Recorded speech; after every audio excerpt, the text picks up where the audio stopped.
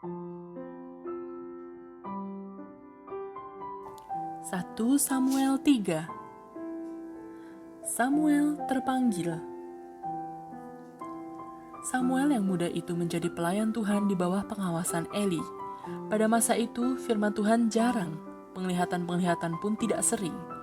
Pada suatu hari, Eli yang matanya mulai kabur dan tidak dapat melihat dengan baik sedang berbaring di tempat tidurnya. Lampu rumah Allah belum lagi padam. Samuel telah tidur di dalam bait suci Tuhan, tempat tabut Allah. Lalu Tuhan memanggil, "Samuel, Samuel."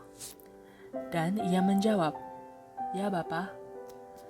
Lalu berlarilah ia kepada Eli serta katanya, "Ya Bapa, bukankah Bapa memanggil aku?"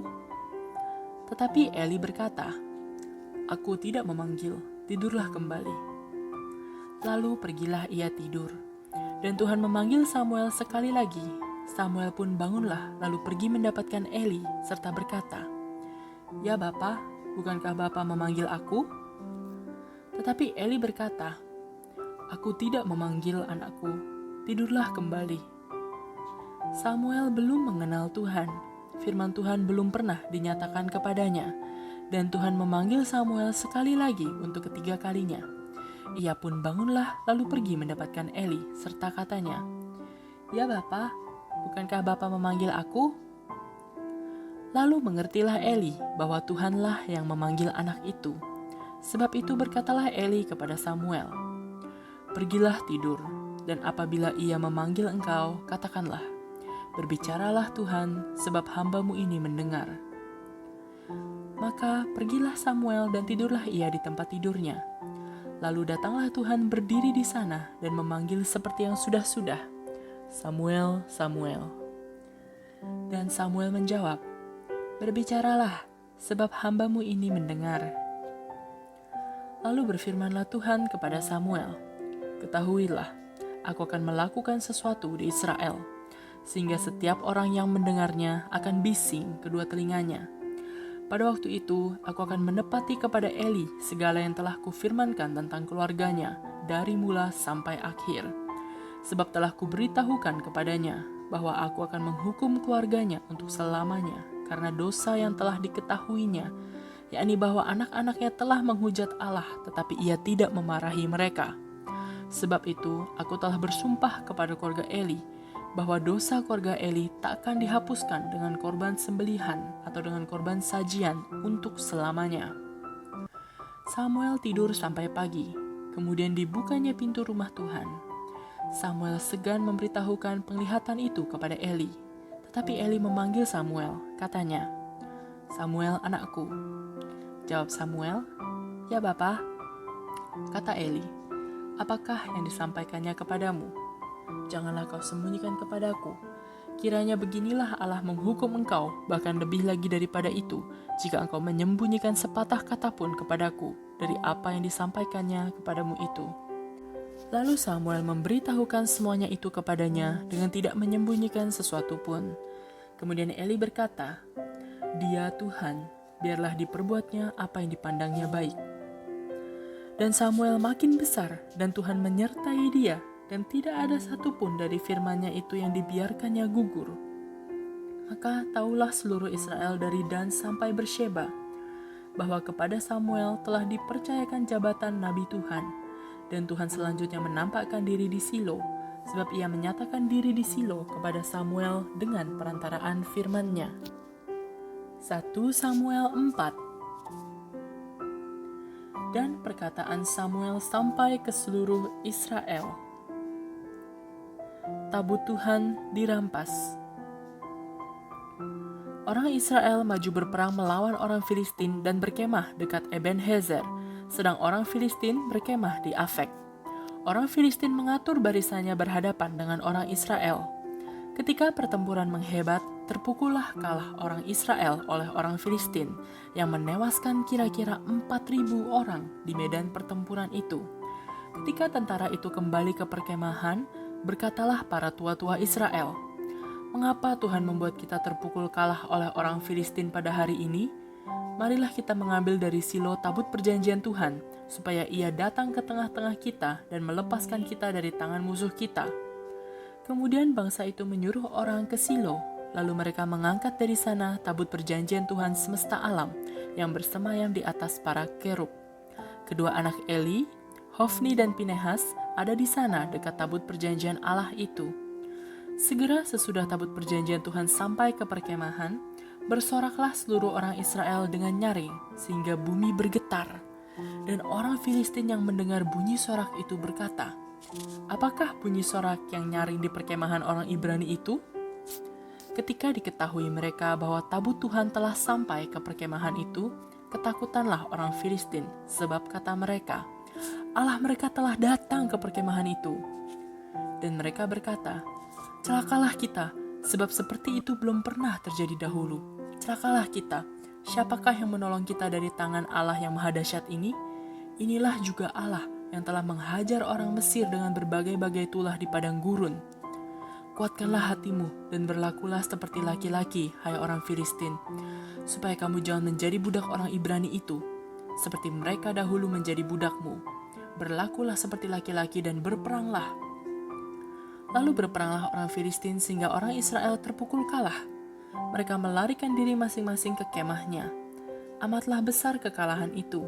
Dari pihak Israel gugur 30.000 orang pasukan berjalan kaki. Lagi pula tabut Allah dirampas dan kedua anak Eli, Hofni dan Pinehas tewas.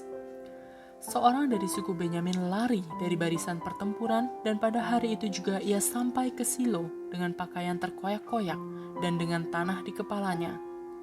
Ketika ia sampai, Eli sedang duduk di kursi di tepi jalan menunggu-nunggu, sebab hatinya berdebar-debar karena tabut Allah itu. Ketika orang itu masuk ke kota dan menceritakan kabar itu, berteriaklah seluruh kota itu. Ketika Eli mendengar bunyi teriakan itu, bertanyalah ia, "Keributan apakah itu?" Lalu bersegeralah orang itu mendapatkan Eli dan memberitahukannya kepadanya. Eli sudah 98 tahun umurnya dan matanya sudah bular sehingga ia tidak dapat melihat lagi. Kata orang itu kepada Eli, "Aku datang dari medan pertempuran. Baru hari ini aku melarikan diri dari medan pertempuran." Kata Eli, "Bagaimana keadaannya, anakku?" Jawab pembawa kabar itu, "Orang Israel melarikan diri dari hadapan orang Filistin. Kekalahan yang besar telah diderita oleh rakyat. Lagi pula kedua anakmu, Hofni dan Pinehas, telah tewas, dan tabut Allah sudah dirampas." Ketika disebutnya tabut Allah itu, jatuhlah Eli terlentang dari kursi di sebelah pintu gerbang. Batang lehernya patah dan ia mati, sebab telah tua dan gemuk orangnya. 40 tahun lamanya ia memerintah sebagai hakim atas orang Israel. Adapun menantunya perempuan, istri Pinehas, sudah hamil tua. Ketika didengarnya kabar itu bahwa tabut Allah telah dirampas dan mertuanya laki-laki serta suaminya telah mati, duduklah ia berlutut lalu bersalin, sebab ia kedatangan sakit beranak. Ketika ia hampir mati, berkatalah perempuan-perempuan yang berdiri di dekatnya, "Janganlah takut, sebab engkau telah melahirkan seorang anak laki-laki." Tetapi ia tidak menjawab dan tidak memperhatikannya. Ia menamai anak itu Ikabod. Katanya, "Telah lenyap kemuliaan dari Israel, karena tabut Allah sudah dirampas dan karena mertuanya dan suaminya." Katanya, "Telah lenyap kemuliaan dari Israel, sebab tabut Allah telah dirampas." 1 Samuel 5. Tabut Tuhan di tanah orang Filistin. Sesudah orang Filistin merampas tabut Allah, maka mereka membawanya dari Ebenhezer ke Asdod. Orang Filistin mengambil tabut Allah itu, dibawanya masuk ke kuil Dagon dan diletakkannya di sisi Dagon. Ketika orang-orang Asdod bangun pagi-pagi pada keesokan harinya, tampaklah Dagon terjatuh dengan mukanya ke tanah di hadapan tabut Tuhan. Lalu mereka mengambil Dagon dan mengembalikannya ke tempatnya. Tetapi ketika keesokan harinya mereka bangun pagi-pagi, tampaklah Dagon terjatuh dengan mukanya ke tanah di hadapan tabut Tuhan. Tetapi kepala Dagon dan kedua belah tangannya terpenggal dan terpelanting ke ambang pintu. Hanya badan Dagon itu yang masih tinggal. Itulah sebabnya para imam Dagon dan semua orang yang masuk ke dalam kuil Dagon tidak menginjak ambang pintu rumah Dagon yang di Asdod sampai hari ini. Tangan Tuhan menekan orang-orang Asdod itu dengan berat, dan ia membingungkan mereka. Ia menghajar mereka dengan borok-borok, baik Asdod maupun daerahnya. Ketika dilihat orang-orang Asdod bahwa demikian halnya, berkatalah mereka, "Tabut Allah Israel tidak boleh tinggal pada kita, sebab tangannya keras melawan kita dan melawan Dagon Allah kita." Sebab itu mereka memanggil berkumpul kepadanya semua raja kota orang Filistin dan berkata, "Apakah yang akan kita lakukan dengan tabut Allah Israel itu?" Lalu kata mereka, "Tabut Allah Israel harus dipindahkan ke Gad." Jadi mereka memindahkan tabut Allah Israel itu ke sana. Tetapi setelah mereka memindahkannya, maka tangan Tuhan mendatangkan kegemparan yang sangat besar atas kota itu. Ia menghajar orang-orang kota itu, anak-anak dan orang dewasa, sehingga timbul borok-borok pada mereka. Lalu mereka mengantarkan tabut Allah itu ke Ekron. Tetapi sesampai tabut Allah itu di Ekron, berteriaklah orang Ekron itu demikian, "Mereka memindahkan tabut Allah Israel itu kepada kita untuk mematikan kita dan bangsa kita." Sebab itu mereka memanggil berkumpul semua raja kota orang Filistin itu dan berkata, "Antarkanlah tabut Allah Israel itu, biarlah itu kembali ke tempatnya, supaya jangan dimatikannya kita dan bangsa kita. Sebab di seluruh kota itu ada kegemparan maut. Tangan Allah menekan orang-orang di sana dengan sangat berat. Orang-orang yang tidak mati dihajar dengan borok-borok, sehingga teriakan kota itu naik ke langit."